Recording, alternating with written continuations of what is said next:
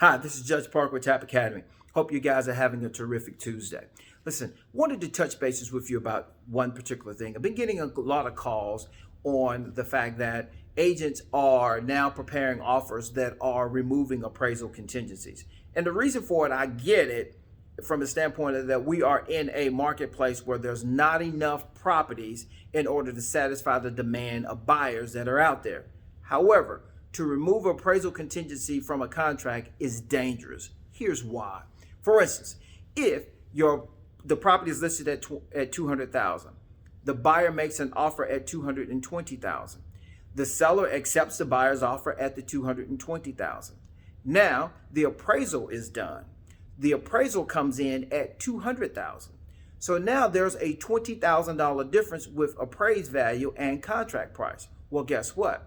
Since there's no appraisal contingency, so therefore the buyer is on the hook at whatever the value is going to be.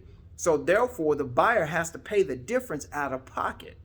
And now the buyer doesn't have the additional $20,000 because the buyer was getting a 90% loan at $200,000, which was the $20,000 that they were going to be bringing to closing to begin with. So now they're stuck with bringing $40,000. Well, why 40? Because they got to bring in the down payment of the appraised value, which is the $200,000. If they're doing a 90% loan, that's 10% of that is $20,000. So you got 20 from the overage, and then you got 20 from the down payment. That's 40 grand.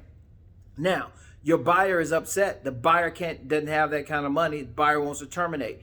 Buyer can terminate, but the buyer will be subject to losing their earnest money at that point.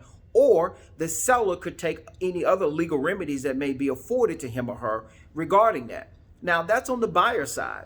Now, the agents could potentially put themselves in a compromising position as well by not giving sound advice and taking care of the party that they represented as a client to the best of their ability. And therefore, now they could have their E&O insurance subject to a lawsuit or a claim, rather, from the buyer because the buyer feels that they were harmed by virtue of the agreement that was prepared for the buyer.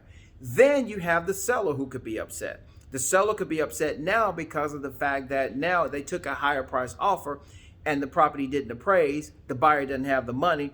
The seller could have taken another offer that had been more conducive to the actual list price, and therefore they could have closed. But yet both agents insisted that the seller take the higher price.